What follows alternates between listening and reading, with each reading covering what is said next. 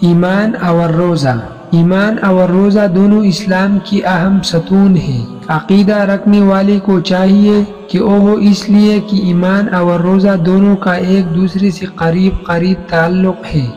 ایمان کا مطلب یہ ہے کہ انسان خدا کی وجہ سے زندگی میں رکاوٹ کو دیکھتا ہے۔ روزہ ایمان والے شخص کے لیے ضروری ہے کیونکہ یہ عمل اس کی ایمان کو ظاہر کرتا ہے۔ روزہ معبودیت کا نام ہے جو مسلمانوں کو رمضان کے مہینے میں کرنا پڑتا ہے۔ روزے سے انسان کو تقوی، ایمان، تحمل، بردباری، خوشی، دل کی پاکیزگی، پانی کا لیسا، انسان کی روحانی قوت میں اضافہ، صحت مند جسم و دماغ، صدقہ، انسان کی سلامتی اور برکتوں اور خوشیوں کی دعائیں جیسے رنگین فوائد حاصل ہوتے ہیں۔ ایک ایمان والے شخص کو اس لیے پیشکش کرنا چاہیے کہ یہ ان کی ایمان اور تقوی کی پیمائش کا ایک طریقہ ہے اور ان کے لیے یہ خدا کی خوشنودی کے لیے کیا جاتا ہے۔